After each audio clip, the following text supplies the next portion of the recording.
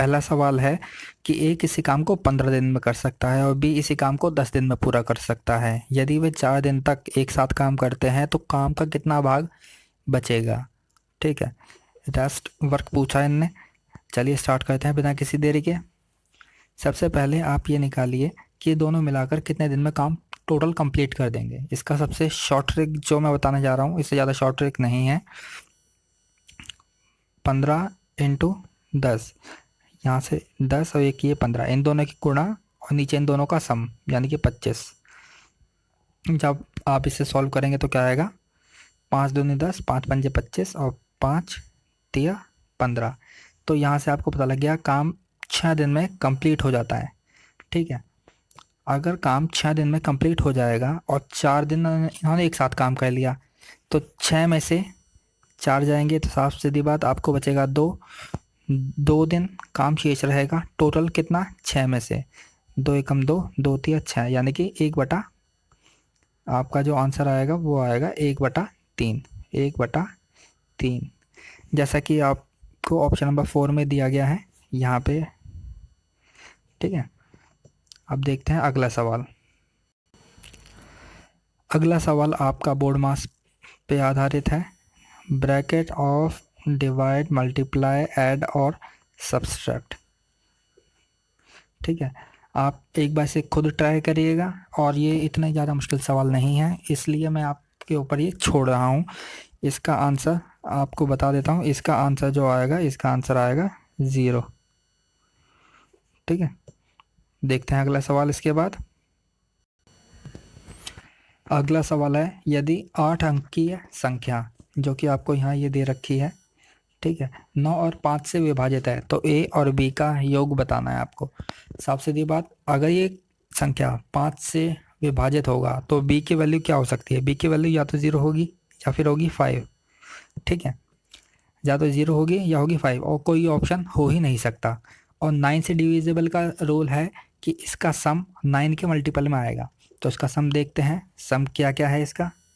संख्या को थोड़ा और जूम कर देता हूँ मैं ताकि आपको क्लियर दिखाई दे। देखिए 4 और 4 8, संख्या है 4 4 3 2 A 4 3 B। अब इसका सम देख लेते हैं। 4 और 4 8 और 3 11, 12 13, 13 और 7 आपका आ गया 20, यानी कि सम आएगा A + B, A + B + 20 is equal to क्या होगा, 9 का मल्टीपल में होगा, 9x मान लेता हूँ। ठीक है, अब आपको पता है b की वैल्यू या तो 0 होगी या फिर 5 होगी और आपको मिनिमम से मिनिमम वैल्यू पुट करनी है यहाँ पे। ठीक है, अगर मान लेते हैं b की वैल्यू 0 है तो क्या हो सकता है, 9 के पहाड़े में 27 मतलब 20 के आसपास कब आता है। 9 दूनी 18 और 9 तिया 27, 9 तिया 27 होते हैं। अगर मान लिया b की वैल्यू 0 है तो इसको 9 से डिवाइड होने के लिए इधर वैल्यू होनी चाहिए 7।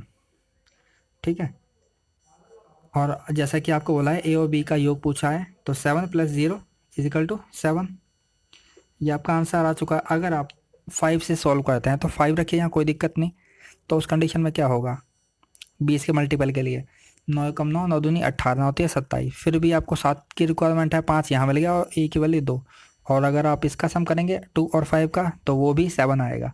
इस तरीके से आप इसको सॉल्व कर सकते हैं। देखते हैं अगला सवाल बिना किसी देरी के। अगला सवाल है, एक पुस्तक के अंकित मूल्य पर 30% की छूट मिलने के बाद अरुण को 60 रुपये का पेन फ्री में मिल गया है। पुस्तक के लिए अरुण ने कितना मूल्य चुकाया होगा। आप सीधा इन दो में कॉम्बिनेशन देखिए, 30 और 60। यहाँ पे 30% की वैल्यू 60 रुपये है, यानी कि 30 का डबल 60, यानी कि परसेंटेज का डबल होगा डायरेक्ट आपका वैल्यू। 30% की वैल्यू अगर आपका 60 रुपये दे रखी है तो उस कंडीशन में 100% की वैल्यू कितनी होगी। 100% की वैल्यू आपकी इस आप रख सकते हैं सीधा 200। ठीक है, यहाँ तक आपको आई होप समझ में आ गया होगा। इसके बाद क्या कह रहा है वो, पुस्तक के लिए अरुण ने कितना मूल्य चुकाया होगा। 30% की छूट मिल गई, यानी कि 200 पे 30% की छूट मिल गई। 200 का 30% कितना होगा? 10% 20, तो 30% हो गया 60 रुपये। तो 200 में 60 गए, 140 आपका राइट आंसर, और 140 ये रहा। हार्डली आपके 5 से 10 सेकंड के सवाल हैं, बिना टाइम लगाए सॉल्व करते जाइएगा, और चिंता की कोई बात नहीं है, मैं आपको पूरे सवाल सॉल्व करवाऊंगा सारे के सारे। अगला सवाल क्या है? अगला सवाल है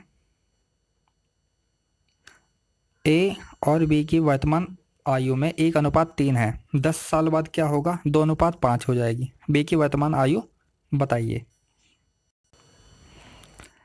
आपने सवाल पढ़ ही लिया होगा आई होप, कि ए और बी की वर्तमान आयु 1:3 है, 10 साल बाद क्या होगा? 2:5 हो जाएगी। तो इन दोनों के बीच में आपका 10 साल का डिफरेंस है, और जो मैं तरीका बता रहा हूँ आप उसी हिसाब से करिएगा, आप जल्दी और सटीक तरीके से आंसर पे पहुँचेंगे। हार्डली 10 से 15 सेकंड, इसके अंदर ही आपका सॉल्यूशन आपके हाथ में होगा। ठीक है, अब देखिए 10 आपने यहाँ रखा, 10 साल बाद है, और जो कैलकुलेशन होगी वो सारी की सारी 10 के साथ होगी।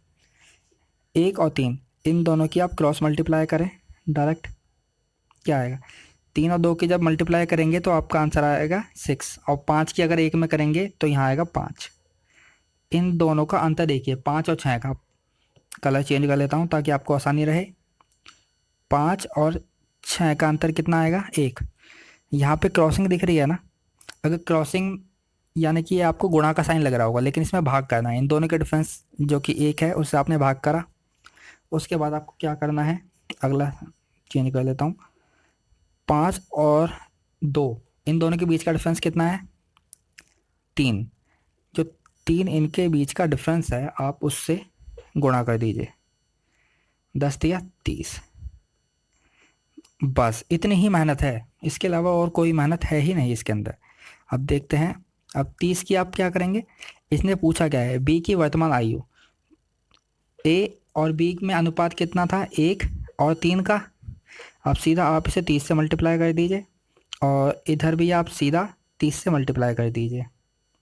30×3 = 90, और 30 एकम 30। तो आपका यहाँ पे आंसर आ चुका है 30 और 90।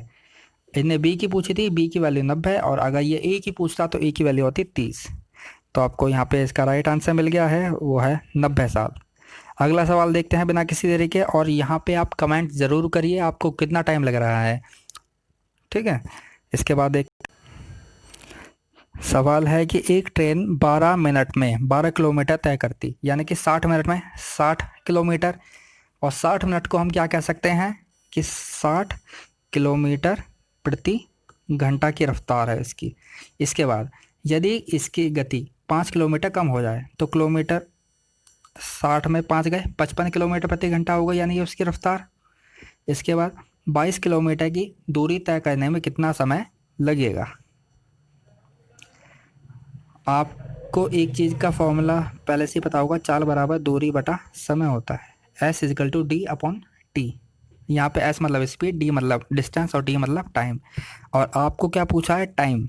तो टाइम = होता है डिस्टेंस अपॉन में स्पीड।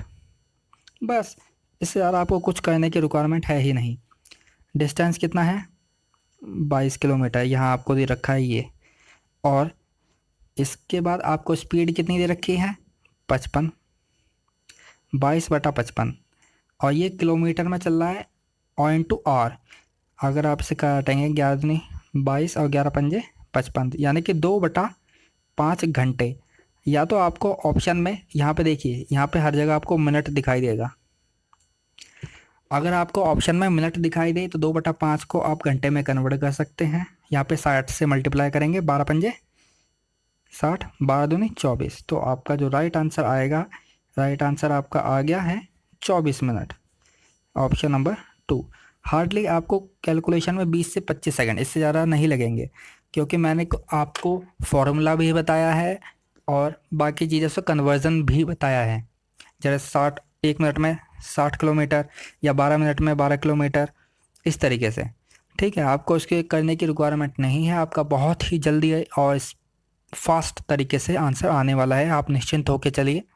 ठीक है, और आप बिल्कुल भी डीमोटिवेट नहीं होना है एग्ज़ाम के अंदर। अगर आप ज़रा सा भी हिले या आपका ध्यान चूका, आप टेंशन में गए, तो समझ लीजिए आपका एग्ज़ाम गया, सिलेक्शन नहीं होने का। ठीक है, अगला सवाल देखते हैं बिना किसी देरी के। अगला सवाल है, एक आयत का परिमाप 80 सेंटीमीटर है और इसका क्षेत्रफल 375 सेंटीमीटर स्क्वायर है, तो लंबाई और चौड़ाई में अंतर बताना है आपको। ठीक है दोस्तों, अगर आपका ऐसा सवाल आए तो साफ सीधी बात, अगर आयत का परिमाप दिया हो, परिमाप को करिए डायरेक्ट हाफ। हाफ करते ही आपको क्या मिलेगा, एल प्लस बी, लेंथ और ब्रेथ का टोटल आपका आ गया 40। ठीक है, दूसरा इस इसका जो क्षेत्रफल होता है एल इंटू बी होता है, एल इंटू बी आपका हो गया 375। और यहाँ पे दो तरीके हैं, या तो आप a प्लस बी के होल स्क्वायर वाला जो फॉर्मूला है उससे आप इसको सॉल्व कर सकते हैं। दूसरा ऑप्शन है बाय ऑप्शन आप पुटअप करें और डायरेक्ट आंसर लें। जैसे कि मुझे पता लग रहा है कि अगर मैं ये देखता हूँ कि 10 लेता हूँ, लेट इसका आंसर 10 है, और इसमें वैल्यू में पुटअप करवाता हूँ, तो मुझे देखिए किस तरीके से मिलेगा हिसाब। मान लिया लेंथ है 25 और ब्रेथ है इसकी 15, क्योंकि दोनों का डिफरेंस दिया है।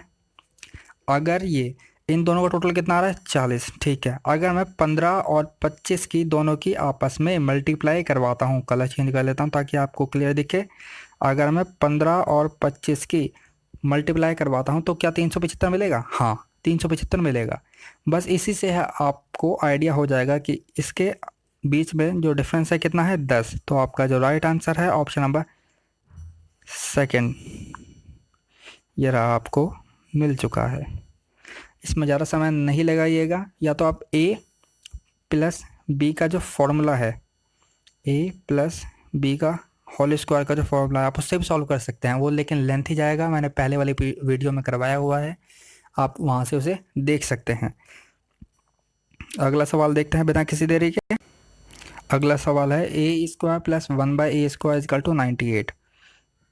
और आपको पूछा क्या है, आपको पूछा है a³ प्लस 1/a³। अगर आप इस तरीके से फॉर्मूले में किसी में भी फंस जाएं, आप ज़्यादा दिमाग ना लगाएं, सीधा उसमें या तो 2 प्लस करिए या 2 माइनस करिए। ठीक है, 98 में 2 प्लस करेंगे तो आपका आ जाएगा 100, और 98 में 2 माइनस करेंगे 96। इनमें से किसी एक का स्क्वायर रूट बनना होगा, सिर्फ एक का। 96 किसी का स्क्वायर रूट नहीं होता, लेकिन 100 स्क्वायर रूट होता है 10 का। अगर आप 10 का स्क्वायर करेंगे तो आपको मिल जाएगा 100। बस इसी चीज़ को पकड़ लीजिए कि +2 करना है आपको इसमें, यानी कि a प्लस 1/a की वैल्यू आपको दे रखी है 10। सिर्फ इतनी ही मेहनत है, इससे अलावा कुछ मेहनत है ही नहीं। अब देखते हैं आप क्या करेंगे। आपसे पूछा क्या है, आपसे पूछा है a³ प्लस 1/a³। आप डायरेक्ट फॉर्मूला लगाएं, p³ माइनस 3p। अब p जो भी होगा आपका 10 है, 10 यहाँ p की वैल्यू 10 रखिए। अब देखते हैं किस किस तरीके से होगा। p³ यानी कि 10 की क्यूब हो गई 1000 माइनस 3p यानी कि 10। अगर मैं 1000 में से 30 घटाऊंगा, 10 इंटू 3 30 होता है, तो इसका जो राइट आंसर है वो आपका आ जाएगा 970। ठीक है दोस्तों, मैं बड़े आराम से और धीरे धीरे ही करवा रहा हूँ, आपका हार्डली 10 सेकंड से 20 सेकंड के अंदर ही आपका आंसर आ जाएगा। इससे आगे आपको जाने की रिक्वायरमेंट ही नहीं है। ठीक है, चलिए प्यारे बच्चों, अब अगला देखते हैं। अगला सवाल क्या है। अगला सवाल बार डायग्राम से है। बार डायग्राम को एक बार देखते हैं हम कितना सॉल्व कर सकते हैं।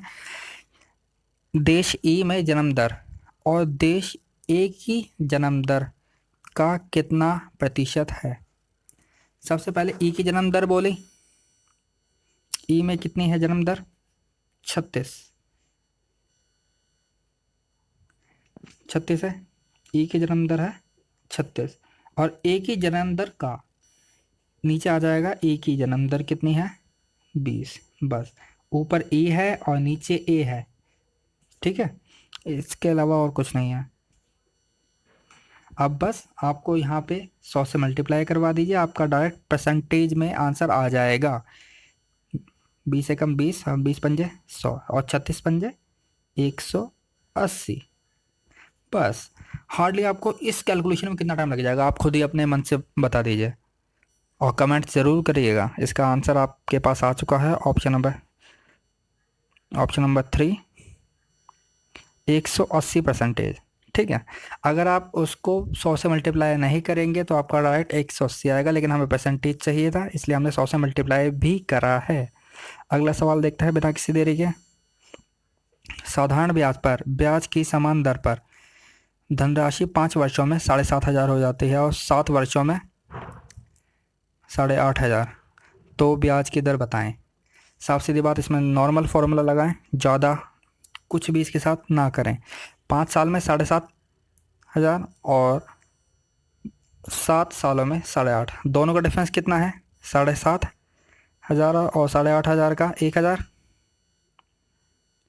1,000 रुपये डिवाइडेड बाय कितना, 2 साल का डिफरेंस है। तो जैसे ही आप काटेंगे तो आपका आ जाएगा 500, और 500 क्या है? 500 रुपये आपको ब्याज मिलता है हर साल। ठीक है, अगर आपको 500 रुपये हर साल ब्याज मिल रहा है तो 5 साल में कितना ब्याज मिल गया होगा? 2,500। 7,500 में से आप 2.5 घटाएं, सीधा आपका आएगा 5,000 रुपये। यानी कि मूलधन आपका 5,000 है, कितने, और आपको इंटरेस्ट कितना मिला है 500 रुपये, गुणा में 100, क्योंकि आपको परसेंटेज चाहिए।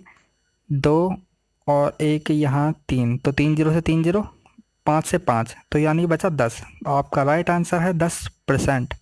बस इतना ही है, इससे ज़्यादा कुछ है ही नहीं। अब देखते हैं अगला सवाल बिना किसी देरी के।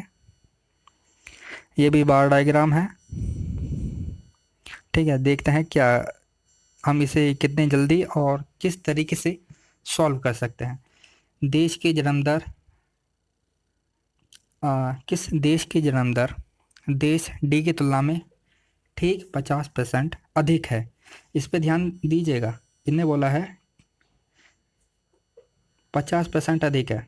अब देखते हैं हम कैसे सॉल्व करेंगे। डी कहाँ है? डी हमारा 18 है। 18 से 50% अधिक, यानी कि 100% अगर 18 है तो 50% इसका डायरेक्ट आधा होगा, यानी कि 9 इसमें और प्लस कर दूंगा, 27 इसका मेरे को आंसर मिलेगा। जिस भी साल की 27 आपको दे रखी हो बर्थ रेट, वही आपका आंसर है, जो कि आपको सी में दे रखा है, तो आपका सी डायरेक्ट आंसर निकलता है। ठीक है, सी आपका डायरेक्ट आंसर है। हार्डली 5 सेकेंड, इसके अंदर तो छठा सेकंड देना मौत की सजा है, डायरेक्ट अपराध है कानूनन। ठीक है, अगला देखते हैं। साइन प्लस कोस थीटा, इस तरीके के सवाल आप सबसे एंड में करें, मैं यही सलाह दूंगा, क्योंकि ये बहुत ज़्यादा दिमाग खपाते हैं। ठीक है, अगला सवाल देखते हैं। बाला ने अपने वेतन का 10% पीएम केयर फंड में दान देने का निर्णय लिया। जिस दिन दान देना था उस दिन अपना विचार बदल दिया और 1,800 रुपये का दान दिया। उसके द्वारा पहले तय की गई राशि का 60% था, ये जो दान है ये 60% था। उसका वेतन कितना है? डायरेक्ट फॉर्मूला लगाएं, कुछ ज़्यादा इसमें नहीं करना है आपको। इसका वेतन यानी कि इनकम पूछनी है, मैं से पी मान लेता हूँ, पी से प्राइस या कुछ भी आप मान सकते हैं। अब देखिए, उसने सोचा था इसका 10% दान देगा, ये यहाँ से मैंने ये लगा लिया है 10% से, ये 10% ये जो दिया है आपको। उसके बाद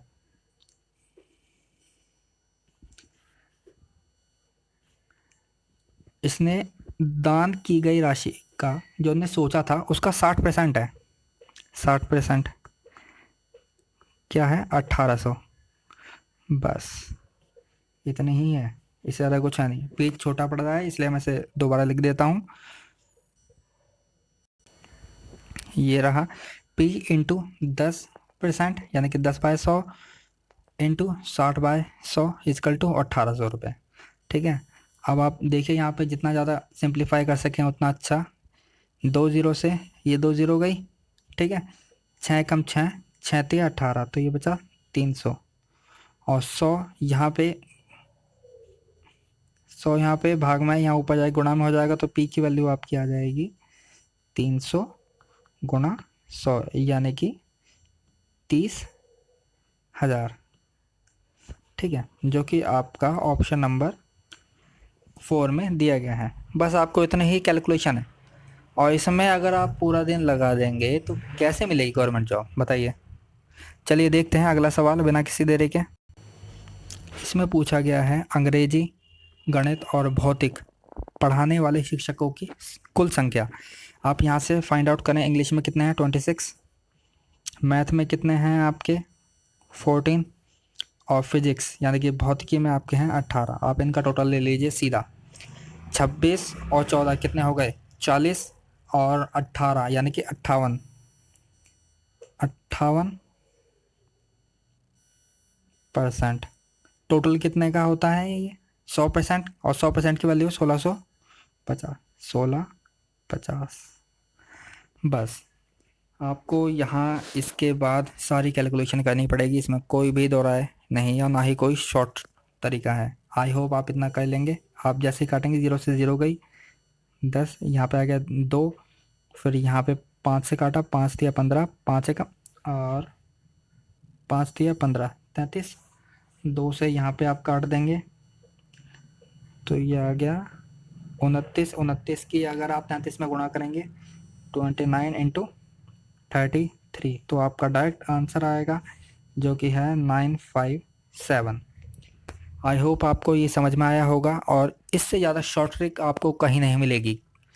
ठीक है, इतनी कैलकुलेशन तो आपको करनी ही पड़ेगी।